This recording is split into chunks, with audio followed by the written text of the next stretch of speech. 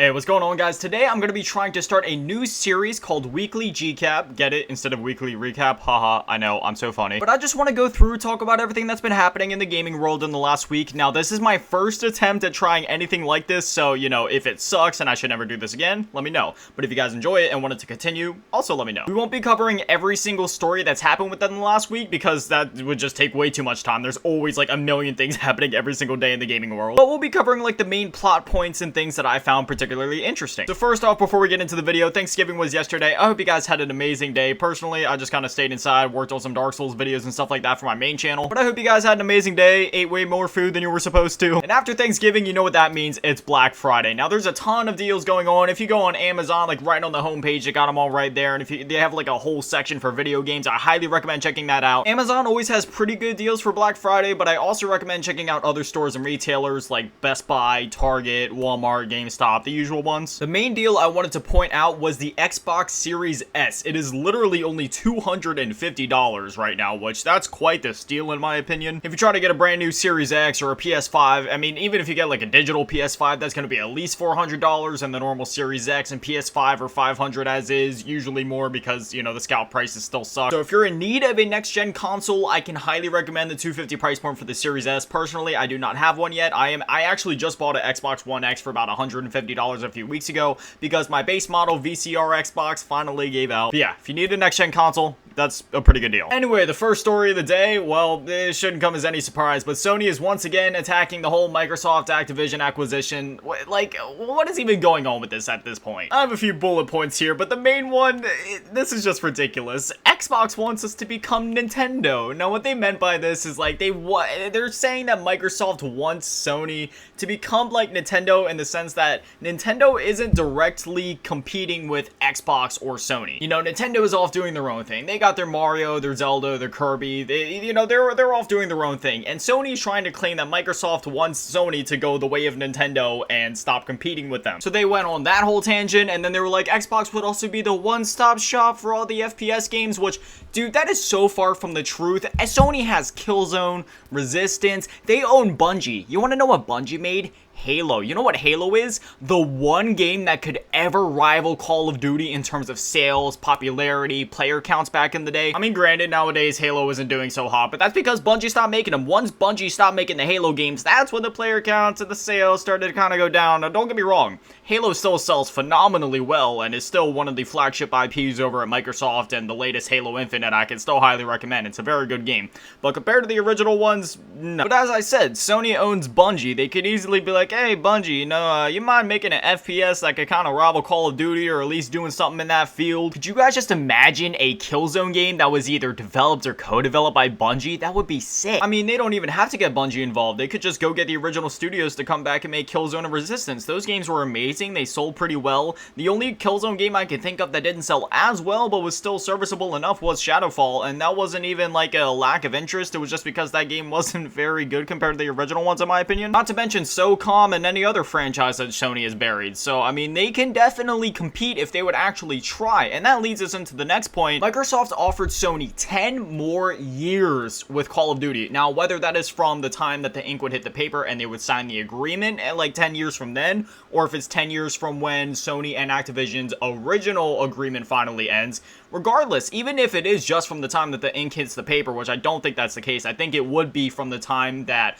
PlayStation and Activision's original agreement ends, another 10 years on top of that. We're looking at anywhere from like, what, 2032 to 2035? You're telling me you can't pump out a game that could compete with Call of Duty in that time, or at least some sort of shooter to bring in some sales? Like, are you kidding me? You can't make a Killzone game in 10 years? What are you talking about? At this point, I don't think Sony's going to give in to anything that could be offered by Microsoft. Even if Microsoft goes ahead and says, hey, here's an agreement, Call of Duty will be on PlayStation until the time that, well, these consoles no longer exist.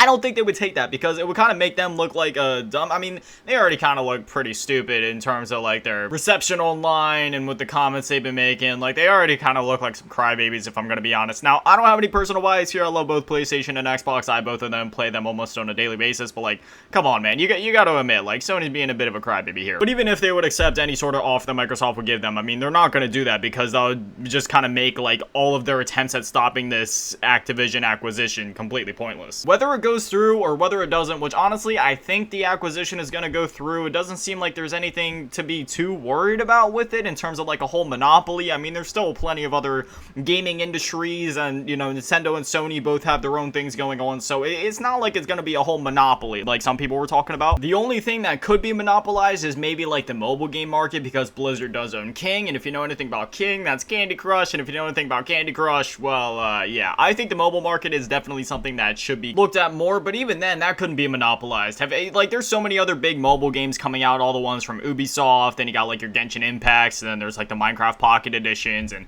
all these other live service games that are constantly getting pumped out on mobile, so I really don't think there's anything to be worried about here. I think in about a year from now, we'll be looking back and being like, hey, remember when that thing was going through? Yeah, Microsoft owns Activision now, and that's kind of that. On to the next bit of news. Pokemon, of course, sold 10 million copies in 3 days. Is anybody surprised? I mean, there's two ways to look at this. If we want to be like optimistic, I would say maybe they've seen the public reception to the game and acknowledge that, hey, look, there's a bit of a bad reception around the game right now. You know, it's kind of known for the technical issues, the bad visuals, glitches, frame rates, etc. How about we go ahead and use this money from the 10 million copies sold and put it back into fixing this game and make, you know, an acceptable product?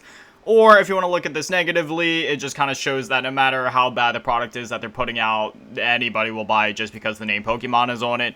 Personally, I try to be an optimist, so I'm hoping that maybe they'll go back and fix the game, because you gotta think if they do end up putting out any expansions for it, then it would kind of be good if the game worked, so then more people would be inclined to actually buy the game and give it a shot, and that could just help the longevity of the game and help sales overall, but who knows, only time will tell. It is the modern gaming market after all, so it's hard to say. Before we go into the next story, I just wanted to cover like the games that have released within the last week. I only had 4 worth mentioning. The Dark Pictures Anthology, The Devil in Me. Personally, I never played many of these games, but I know there's a huge cult following for these games, so, you know, if you're into that, definitely go check that out. Next up, we have Evil West. This is definitely right up my lane. It looks like a 360 PS3 era type action game, quite linear, just hop in, shoot some stuff, have fun, simple story, etc. And there was another game that actually released, I believe it was either on the same day or around there, Gungrave Gore. It's a day one Game Pass game, and I've actually been playing through it. I'm already about halfway through, and I gotta say, this is definitely worth picking up, or at least trying, since it is on Game Pass.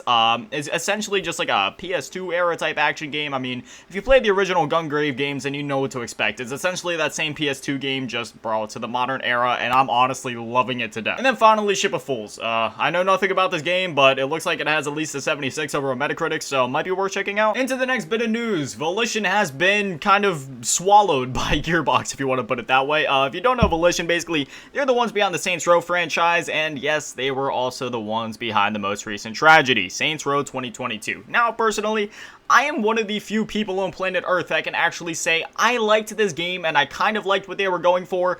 However, compared to the original game, Saints Row 1 through 4, and even Gat Out of Hell, for as mixed bag that was. Personally, I'm just a freak. I like bad games. I thought Saints Row was fun, but I can understand why a lot of people weren't there for the action. You know, it did feel a little clunky if they weren't there for the story or the characters, and they just didn't like any of it. But again, remember, I grew up during the PS2 era, and I kind of have a weird love for jank and just straight up B-tier games, if you get what I mean. So, you know, I had a decent time with it, and I would recommend checking it out, or at least giving it a shot. I don't think it was as bad as everybody said, but I wouldn't do it at full price. Definitely not worth full price. I don't think any game is worth it at full price, honestly. If you're gonna buy a game, unless you're really anticipating it, like personally, I'm a sucker, and I pre-order the Call of Duty every year, or like when God of War was coming out, I really wanted to pre-order that. So, and a few exceptions like that, where you know it's gonna be a good game, I can definitely, you know, I can defend that. But when it comes to games like this, I would recommend waiting for a sale. And going back to the Black Friday sales we were talking about earlier, I believe this is only like $35 brand new right now, so at that price point, I don't know if I can still recommend it. I think I might wait until it's maybe $15, $20. But anyway, since they got swallowed by Gearbox, it kind of gives me hope, because, you know, Gearbox is the ones behind the Borderlands franchise after all, and if you know anything about Borderlands, I mean,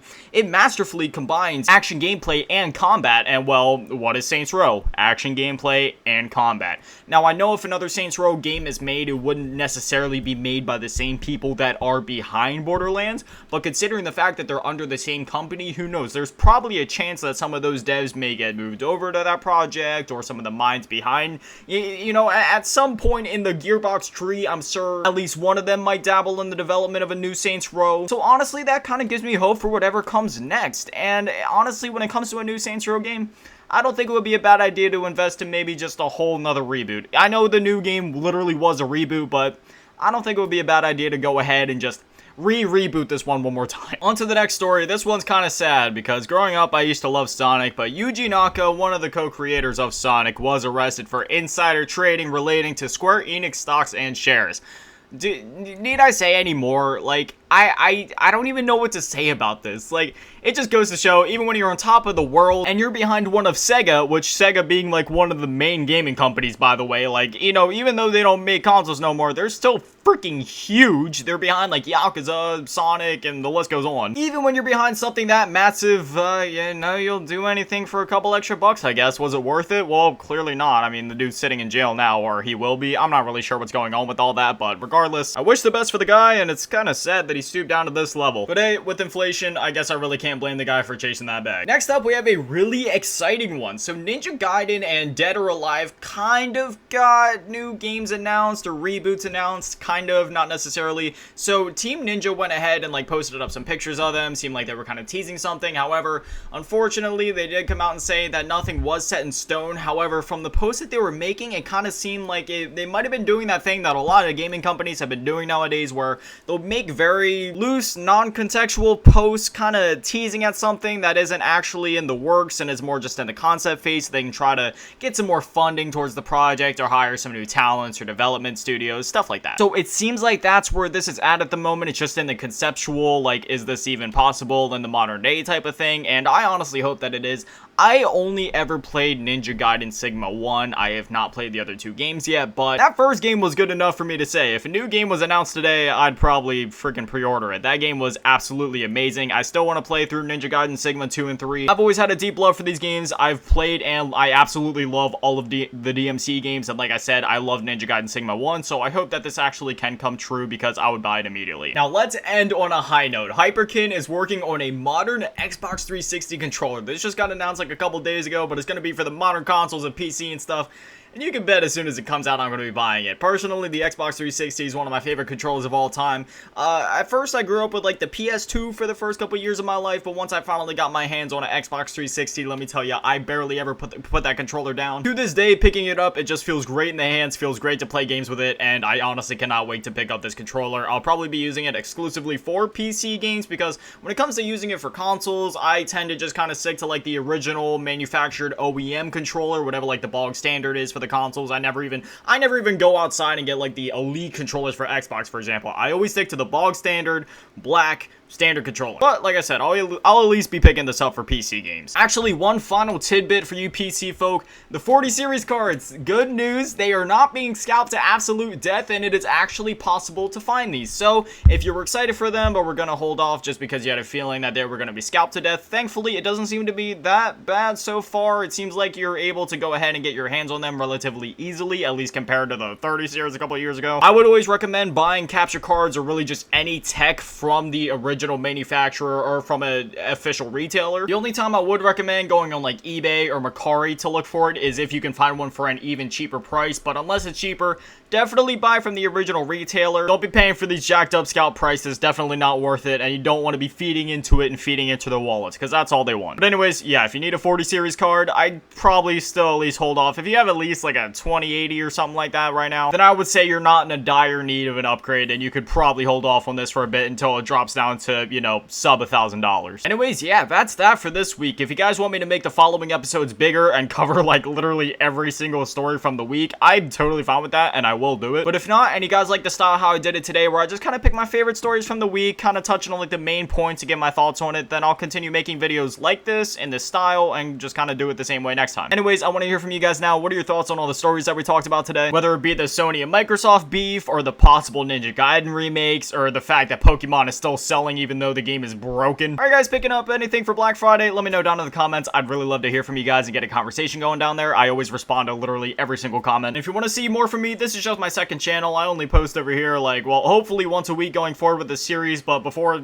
like today, I usually only posted like once a month over here. If you want to go catch my main channel, it'll be the top link in the description. I post there literally every single day at 7 p.m. EST. Also, this time I just did a voiceover with some gameplay in the background. If you guys want like a face cam for next time, kind of switch it up, show my face and talk or whatever, if you would like that, I'm totally open to doing that. That's that. Thank you for watching. Have an amazing day. Stay beautiful. I love you all. Peace.